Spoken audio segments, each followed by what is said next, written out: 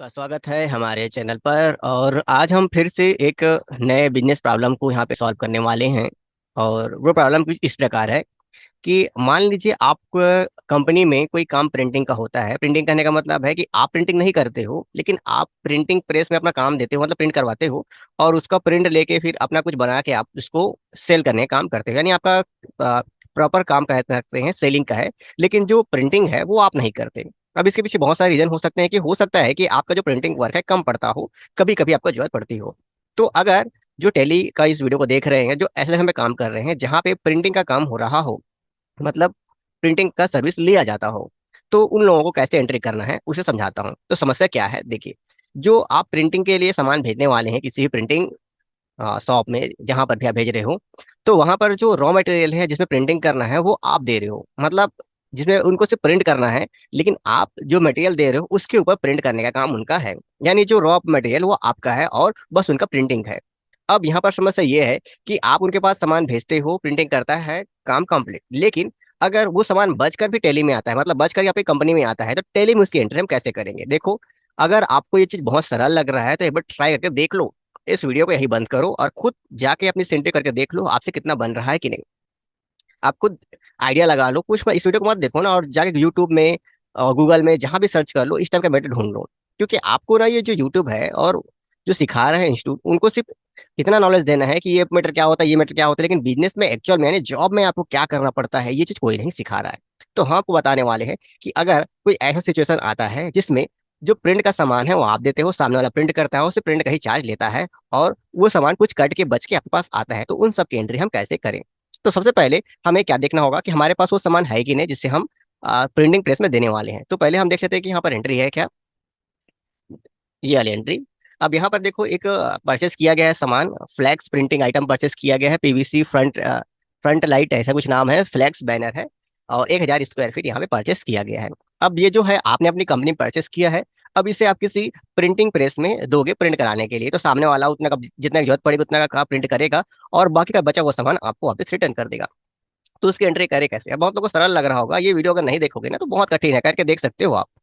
अब यहाँ पे हमें क्या करना होगा, सबसे पहले सामान को प्रिंटिंग के लिए भेजना पड़ेगा। तो पहले आपके पास ध्यान से देख लो, आपको मैं जहाँ पर रिजल्ट आने वाला है वहां दिखाऊंगा, स्टॉक समरी, ये फ्लैक्स आइटम आप ध्यान में रखेंगे। यहाँ पर कितना दिख रहा है, 1,000 स्क्वायर फीट यहाँ पे आपको देखने को मिल रहा है। अगर ये सामान हम भेजेंगे तो यहाँ पे कम होना चाहिए। तो हमें क्या करना है, वाउचर में जाना है। वाउचर में जाने के बाद देखो, शॉर्टकट का यूज आप कर सकते हो, या फिर आप ऐप पेन दबा दो, और यहाँ पे स्टॉक जनरल का ऑप्शन आता है। मैं थोड़ा सा हट जाता हूँ, ये रहा स्टॉक जनरल। आप आर्ट एप्सन भी यूज कर सकते हो या फिर डायरेक्ट से क्लिक कर सकते हो, जैसा आप चाहो। मैं दोनों तरीके के लिए यूज करता हूँ और मैं एंट्री बताता हूँ। अब ये होने के बाद आपको करना क्या है, ये होने के बाद आपको यहाँ पर ध्यान में रखना होगा, यहाँ पे दो सेक्शन देखने को मिलता है। एक है सोर्स, एक तरफ डेस्टिनेशन प्रोडक्शन दिया है। तो आप ध्यान में रखें सरल शब्दों में, अगर आप इस सोर्स तरफ एंट्री करते हो तो जो भी सामान रहेगा वो आपकी कंपनी से आउट हो जाएगा। अगर आप इस तरफ एंट्री करते हो तो वो सामान इन हो जाएगा। तो चलिए शुरुआत करते हैं। अब जहां भेज रहे हो, जिस सामान को भेज रहे हो उसका नाम सेलेक्ट करो, स्पेस दबाओ, कहाँ सामान भेज रहे हो। तो हम गोडाउन से भेज रहे हैं, फिर कितना पीस भेज रहे हैं, तो हम उसे भेजते हैं एक 100 स्क्वायर फीट सामान, ये इतने का हो गया। अब इसको हम सेव कर देते हैं। अब यहाँ पे देखोगे मेरे वीडियो के जस्ट नीचे यहाँ पर एक ऑप्शन आ रहा है नरेशन, तो आप किसे भेज रहे हो उसे यहाँ पे डाल सकते हो, प्रिंटर, जो भी आप यहाँ पे लिखना चाहो वहाँ पे एंट्री कर दो। ऐसा करके इसे आप सेव कर दो। ये आपने सेव कर दिया।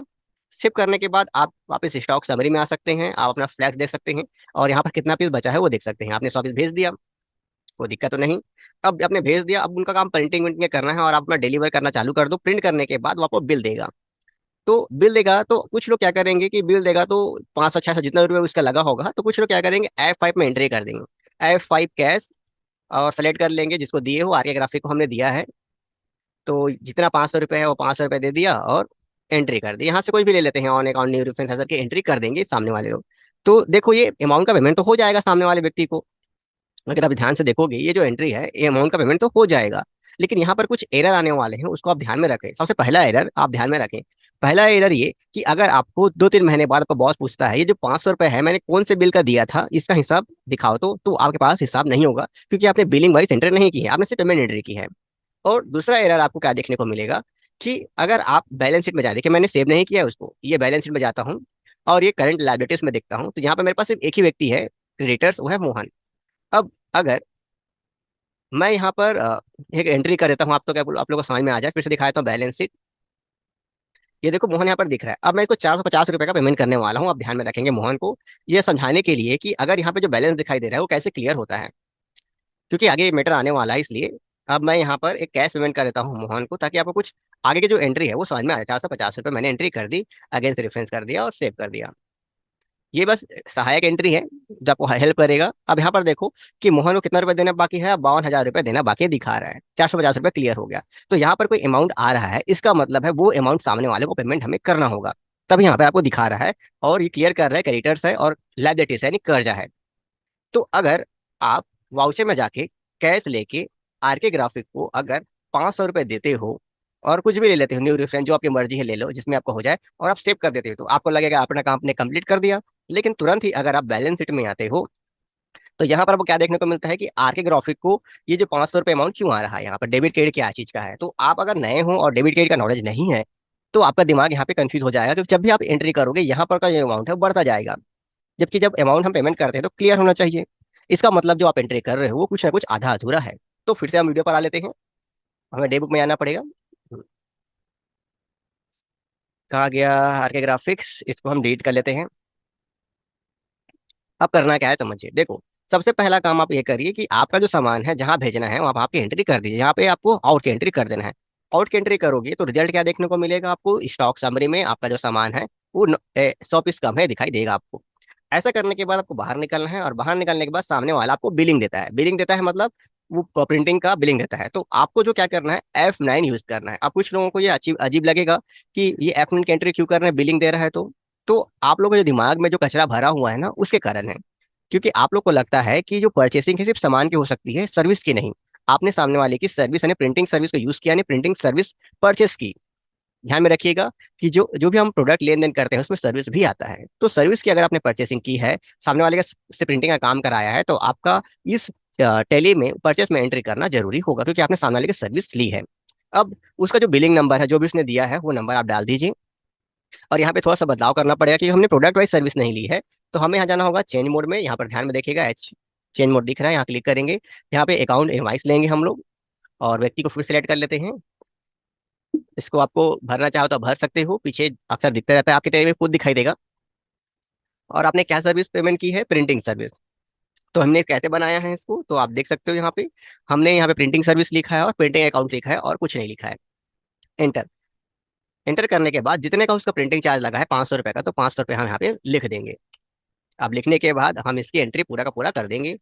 अब करने के बाद आपको बैलेंस शीट दिखाऊंगा ही। अब डेबिट कार्ड का आपके पास नॉलेज नहीं है तो समझ में नहीं आएगा मैटर क्या हुआ है। अब देखो ये जो दिखा रहा है कि आर है पे 500 रुपए। अब कुछ लोग बोलेंगे 500 पहले भी दिख रहा था और 500 बाद में भी दिख रहा है, तो इससे क्या बेनिफिट हुआ। आपने सर्विस परचेस की एंट्री कर ली, अब उसका पेमेंट का एंट्री करने का समय आ गया है। आप कैश लिखें और यहाँ पर आपको आर के ग्राफिक सेलेक्ट करना होगा और आपको लिखना होगा 500 रुपए, और आगे से रेफरेंस देखो बिल नंबर तुरंत आ गया। अब जब भी आप इसे एंट्री ओपन करोगे ना, आज कल परसों एक साल बाद, तो यहाँ पर दिखाएगा कि अगेंस्ट यानी बिल नंबर 74 के बदौलत आपने ये पेमेंट 500 रुपये किया था। जब भी उसे चाहे वो देख सकता है आपका बॉस और पता कर सकता है। अब यहाँ पे आप अपना बैलेंस शीट देखोगे तो वो जो मैटर है वो क्लियर हो गया, क्योंकि पैसा उसको पेमेंट हो गया है, खाता हो गया क्लियर।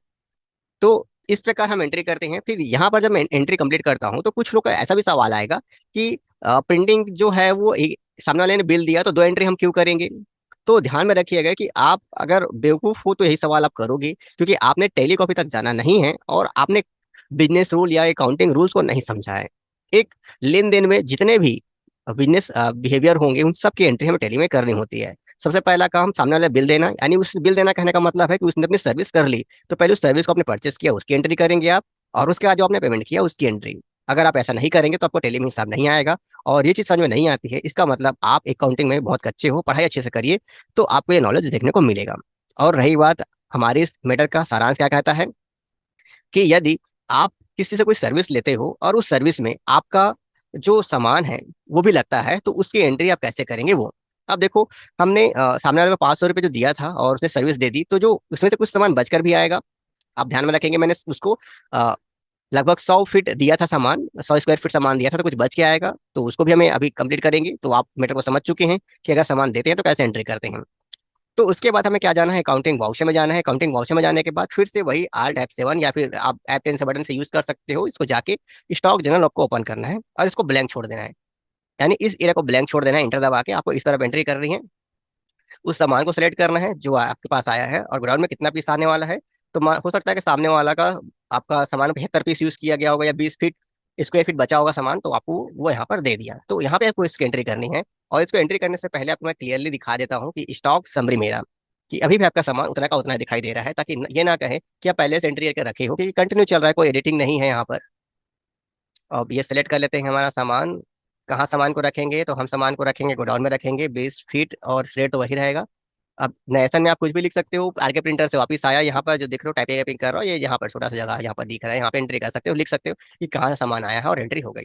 अब इसके बाद आप अपना स्टॉक समरी देख लें, तो वहां पर आपको आपका हिसाब मिल जाएगा। तो इस प्रकार आपका जो हिसाब है हमेशा क्लियर होते रहेगा कि कौन सा सामान कितना आया, कितना गया, और क्या चीज़ है। यहाँ पर हमें सीखा कि अगर कोई प्रिंटिंग का वर्क हो रहा हो और उसमें हमारा प्रोडक्ट अगर यूज होता हो, तो उसका हम कैसे टैली में एंट्री करें। तो आज के लिए इतना ही। अगर ये जानकारी हमारे अच्छी लगी हो तो हमारे चैनल को लाइक एंड सब्सक्राइब कर दें।